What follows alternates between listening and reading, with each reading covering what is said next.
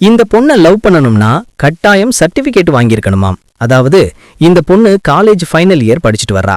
இந்த பொண்ணு கூட படிக்கும் சக மாணவன் ஒருத்தன் ஒரு நாள் இந்த பொண்ணுக்கு லவ் ப்ரொபோசல் பண்ணியிருக்கான். அந்த விஷயம் பொண்ணோட வீட்டுக்கு தெரிஞ்சு அந்த பையனை ஒரு வழி பண்ணிட்டாங்க. அவன் இப்போ வரைக்கும் வீட்ல படுத்த படுக்கையா தான் இருக்கான். இப்படி ஒரு சம்பவம் நடந்ததுக்கு ஒரே காரணம் அந்த பையன் வேற சாதியை சேர்ந்தவன் என்பதுதான். இதனால ரொம்ப மன உளைச்சலுக்கு ஆளான அந்த பொண்ணு அவங்க அப்பா அம்மா கிட்ட ஒரு சபதம் ஒண்ணு எடுத்தா. அது என்னன்னா, நான் கண்டிப்பா ஒரு பையனை லவ் பண்ணி தான் கல்யாணம் பண்ணுவேன்.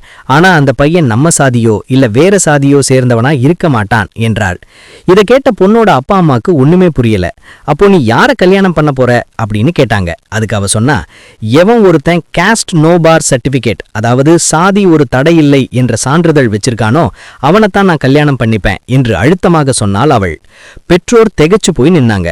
இவளின் இந்த முடிவு அவங்க அப்பா அம்மாவை பழிவாங்க இல்ல, அடுத்த தலைமுறையாவது சாதி வெறி இல்லாம வாழணும்னு நினைக்கிற சமூக பொறுப்பு. நீங்க இந்த மாதிரி ஒரு பொண்ணை கல்யாணம் பண்ணிப்பீங்களான்னு கமெண்ட்ல சொல்லுங்க.